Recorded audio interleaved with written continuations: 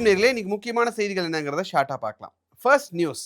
விஜய் மல்லையா இந்தியாவை விட்டு தப்பிச் சென்ற பொருளாதார குற்றவாளின்னு அறிவிக்கப்பட்ட விஜய் மல்லையா மும்பை உயர்நீதிமன்றத்துல 2 மனுக்களை தாக்கல் பண்றார். அதுல ஒண்ணு, நான் ஃபியூஜிட்டிவ் கிடையாது, ஒரு தப்பியோடிய இந்தியாவை விட்டு தப்பியோடிய ஒரு பொருளாதார குற்றவாளின்னு நீங்க என்ன அறிவிச்சிருக்கீங்க. No, I am not that அப்படின்னு சொல்லி ஒரு ஒரு கேஸ் ஒன்று தாக்கல் பண்ணியிருக்காரு. அதே மாதிரி இந்த ஃபியூஜிட்டிவ் சட்டம் அப்படிங்கிறது, அதாவது இந்தியாவை விட்டு தப்பி ஓடிய பொருளாதார குற்றவாளிகள் சட்டம் அப்படிங்கிறதே அரசியல் சட்டத்திற்கு முரணானது அப்படின்னு சொல்லி அதையும் சேலஞ்ச் பண்ணியிருக்காரு. இது ஒரு 2-3 வீக்ஸ் முன்னாடி நடந்தது. அதுக்கு தலைமை நீதிபதி சந்திரசேகர் மற்றும் நீதிபதி கௌதம் அங்கட் என்ன சொல்லியிருந்தாங்க அப்படின்னா, நீங்க இந்தியாவுக்கு திரும்பாம லண்டன்லயே உட்காந்துட்டு இந்த மாதிரி மனுக்கள் எல்லாம் நீங்க கேஸ் போட்டீங்க அப்படின்னா, இந்த மாதிரியான விஷயத்துக்கெல்லாம் நீங்க கேஸ் போட்டீங்க அப்படின்னா அதெல்லாம் விசாரிக்க முடியாது. ஸோ நீங்க ஏதாவது கேஸ் போடணும் அப்படின்னா முதல்ல இந்தியாவுக்கு வாங்க அப்படின்னு சொல்லி அந்த வழக்கை தள்ளி வச்சிருந்தாங்க. அதுக்கு விஜய் மல்லையா தரப்புல இருந்து என்னால ஏன் இந்தியாவுக்கு வர முடியாது அப்படின்னு சொல்லி அவருடைய தரப்பு வாதத்தை இப்ப தாக்கல் பண்ணியிருக்காரு. என்ன சொல்லியிருக்காரு அப்படின்னா, விஜய் மல்லையா தன்னுடைய அட்வொகேட் அமித் தேசாய் மூலமா இந்த நீதிமன்றத்துல அவர் அறிக்கை ஒண்ணு தாக்கல் பண்றாரு. அதுல என்ன சொல்றாரு அப்படின்னா, 2016ஆம் ஆண்டு இந்திய அரசு என்னோட பாஸ்போர்ட்டை கேன்சல் பண்ணிட்டாங்க. அதே மாதிரி இங்கிலாந்து மற்றும் வேல்ஸ் நீதிமன்றத்தினுடைய உத்தரவுப்படி நான் அந்த நாட்டை விட்டு வெளியேற எனக்கு அனுமதி இல்லை.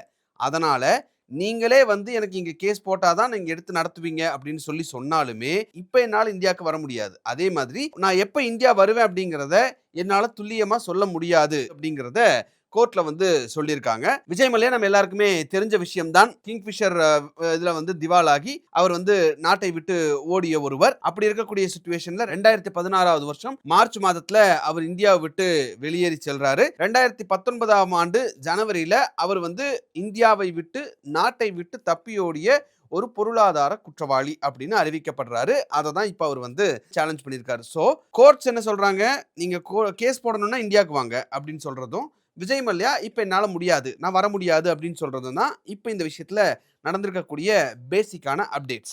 அடுத்த முக்கியமான விஷயம் அப்படிங்கிறது, இந்தியாவில் சம்மர் சீசன் அப்படிங்கிறது ஸ்டார்ட் ஆனாலும் பொலிட்டிக்கலி சம்மர் அப்படிங்கிறது, அதாவது அரசியல் ரீதியிலும் வெப்பம் அப்படிங்கிறது அதிகரிக்க ஆரம்பிச்சிருக்கு அப்படின்னு தான் சொல்லணும். இந்தியாவில் ரவி, சட்லஜ், பிஎஸ் நதிகள்லாம் இருக்கும், உங்களுக்கு தெரிஞ்சிருக்கும். அதுல ரவி அப்படின்ற நதியிலிருந்து செல்லக்கூடிய நீர் பாகிஸ்தானுக்கும் போகுது. அதை நிறுத்துறதுக்கு இந்தியா இப்ப தயாராயிட்டாங்க. அதற்கான முக்கிய காரணம் ஷாக்பூர் கந்தி அணை அப்படிங்கிறது கூடிய விரைவில் செயல்பாட்டுக்கு வர தயாராக இருக்கு அப்படிங்கிறது தான். ஸோ என்ன நடந்தது அப்படின்றத இப்போ நம்ம பார்க்கலாம். இந்தியா பாகிஸ்தானுடைய நீர் பகிர்வு அப்படிங்கிறது இந்த ஆப்ரேஷன் சிந்தூர் நடந்த டைம்ல நிறைய எக்ஸ்பிளைன் பண்ணி அதை பத்தி பேசியிருந்தோம். இந்த நீர் பகிர்வு அப்படிங்கிறது 1960ஸ்ல சிந்து நீர் ஒப்பந்தம் அப்படின்ற அடிப்படையில் தொடர்ந்து நடைபெற்று இருக்கு. இதன்படி கிழக்கு நதிகள் அப்படிங்கிறது ரவி, பியாஸ், சட்லஜ், இந்தியாவுக்கு இதனுடைய மொத்த உரிமை அப்படிங்கிறது.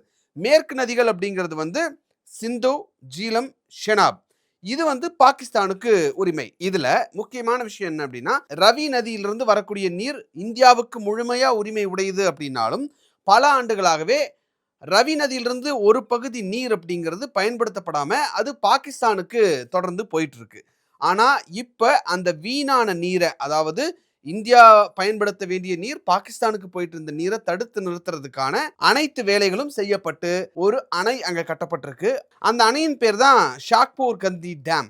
அதாவது இதுக்கு முன்னாடி வரைக்கும் எல்லையை கடந்து பாகிஸ்தானுக்கு போயிட்டு இருந்த நீர் அப்படிங்கிறது இனி இந்திய மாநிலங்களில் இருக்கக்கூடிய வயல்களுக்கு திருப்பி விடப்படும். அதே மாதிரி மின்சார உற்பத்திக்கு பயன்படுத்தப்படும் அப்படிங்கிறது தான் இந்த டேமுடைய சிறப்பம்சம் அப்படிங்கிறத நம்ம புரிஞ்சுக்க முடியும். இந்த ஷாக்பூர் கந்தி டேம் அப்படிங்கிறது ஃபர்ஸ்ட் 1970ஸ்லேயே திட்டமிடப்பட்டது. அதுக்கப்புறம் 1982ல அப்போது பிரதமராக இருந்த இந்திரா காந்தி அதுக்கு அடிக்கல் நாட்டினாங்க. ஸோ இத்தனை வருஷம் கேப்க்கு அப்புறம் மறுபடியும் இந்த ஆப்ரேஷன் சிந்தூர் அப்படின்ற ஒரு விஷயம் நடந்தது. அதுக்கப்புறம் இதுக்கு இந்த டேம் கட்டக்கூடிய பணி அப்படிங்கிறது ரொம்ப ஃபாஸ்ட் அப் பண்ணப்பட்டு இந்த டேம் இப்ப பயன்பாட்டுக்கு கூடிய விரைவில் வரும் அப்படின்னு சொல்லியிருக்காங்க. சோ லாகூர் மாதிரியான நகரங்கள் நிலத்தடி நீரை எடுத்து அவங்க யூஸ் பண்றாங்க இல்லையா, அதுக்கு இந்த ரவி நதியிலிருந்து போகக்கூடிய கிளை நதியாக போகக்கூடிய இந்த தண்ணீர் தான் பாகிஸ்தான் நிலத்தடி நீரை வளமா வச்சிருக்கிறதுக்கு ஒரு சோர்ஸ் ஆஃப் வாட்டர் அப்படின்னு சொல்றாங்க.